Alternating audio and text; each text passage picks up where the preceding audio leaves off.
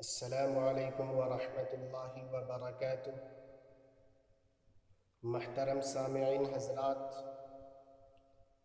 آج ہم قربانی کے متعلق 4 سوالات کا جواب ڈھونڈنے کی کوشش کریں گے جو آج کل اکثر چرچے میں ہیں۔ سوال نمبر 1، ایک شخص پر کتنی قربانی واجب ہے؟ سوال نمبر 2، قرض لے کر قربانی کرنا جائز ہے کہ نہیں؟ سوال نمبر 3، مقروض آدمی قربانی کر سکتا ہے یا نہیں؟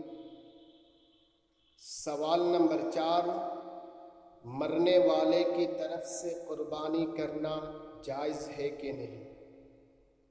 ان 4 سوالات کا جواب آج ہم اس ویڈیو میں دینے کی کوشش کریں گے انشاءاللہ تعالی۔ سوال نمبر 1 یہ تھا کہ ایک شخص پر کتنی قربانی واجب ہے؟ تو اس کا جواب یہ ہے کہ ایک شخص پر ایک ہی قربانی واجب ہے، چاہے وہ آدمی کتنا ہی مالدار کیوں نہ ہو۔ سوال نمبر 2 یہ تھا کہ قرض لے کر قربانی کرنا جائز ہے کہ نہیں؟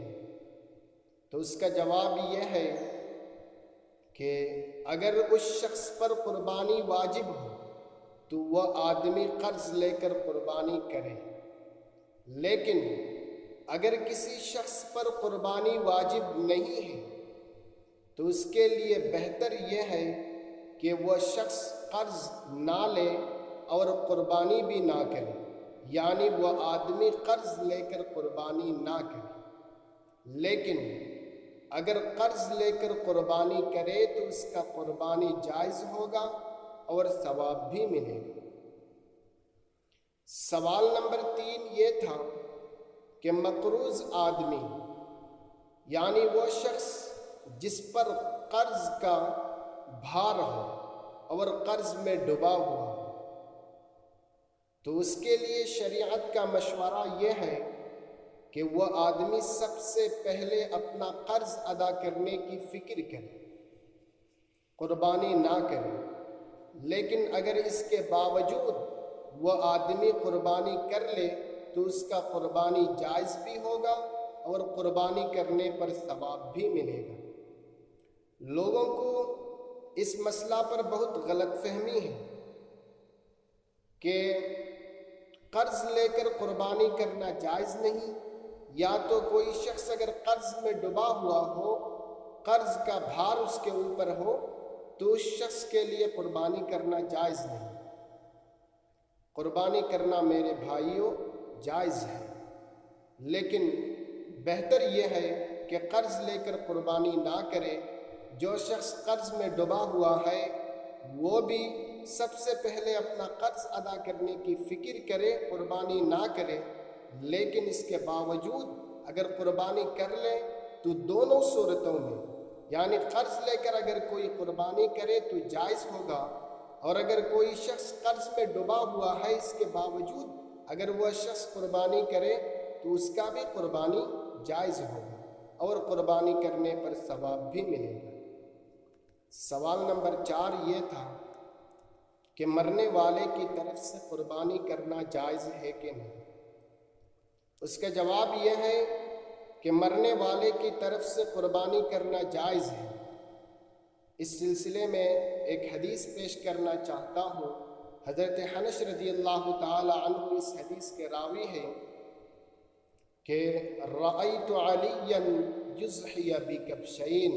حضرت انس فرماتے ہیں کہ میں حضرت علی رضی اللہ تعالی عنہ کو قربانی کے دن 2 دمبے قربانی کرتے ہوئے دیکھا، تو میں نے حضرت علی رضی اللہ تعالی عنہ کو پوچھا کہ اے علی، ایک شخص پر تو ایک ہی قربانی واجب ہے اور آپ 2 کر رہے ہیں۔ تو حضرت علی رضی اللہ تعالی عنہ نے فرمایا ان رسول اللہ صلی اللہ علیہ وسلم اوصانی، کہ میرے کو حضور صلی اللہ علیہ وسلم نے یہ وصیت کی تھی کہ ان کے دنیا سے جانے کے بعد میں ان کی طرف سے قربانی کیا کروں، اس لیے میں ایک قربانی تو اپنا ادا کرتا ہوں اور ایک حضور صلی اللہ علیہ وسلم کی طرف سے۔ اس حدیث سے پتہ چلتا ہے کہ مرنے والوں کی طرف سے قربانی کرنا جائز ہے، اور اس حدیث سے یہ بھی پتہ چلتا ہے کہ سب سے پہلے اپنا واجب قربانی ادا کریں، اس کے بعد اگر وسعت اور طاقت ہے تو مرنے والے کی طرف سے قربانی دے سکتا ہے۔ اس مسئلہ پر تھوڑا فکر کرنے کی ضرورت ہے، غور کرنے کی ضرورت ہے ہمیں۔ وہ یہ ہے کہ مجھ پر قربانی واجب ہے، اس لیے میں اپنا واجب قربانی سب سے پہلے ادا کروں، اس کے بعد اگر میرے کو طاقت اور وسعت ہے تو میں اپنے مرے ہوئے ماں باپ کی طرف سے قربانی دے سکتا ہوں، لیکن شرط یہ ہے کہ سب سے پہلے اپنا واجب قربانی خود ادا کرے۔ کوئی شخص اگر اپنا واجب قربانی ادا کرنے کے بعد مرے ہوئے ماں باپ کی طرف سے قربانی دینے پر وسعت اور طاقت نہیں ہے تو اس کے لیے شریعت کا مشورہ یہ ہے کہ وہ شخص اپنا واجب قربانی جو ادا کیا ہے اس کا ثواب اپنے مرحومین ماں باپ کے روح پر ایصال ثواب کے طور پر بخش دے، اللہ تعالیٰ پہنچا دیں گے۔ تو امید کرتا ہوں کہ ان 4 سوالات کا جواب آپ حضرات کو مل گیا ہوگا۔ خلاصہ یہ ہے کہ ایک شخص پر ایک ہی قربانی واجب ہے۔ قرض لے کر اگر کوئی شخص قربانی کرے تو قربانی جائز ہوگا، گرچہ قرض لے کر قربانی کرنا بہتر نہیں۔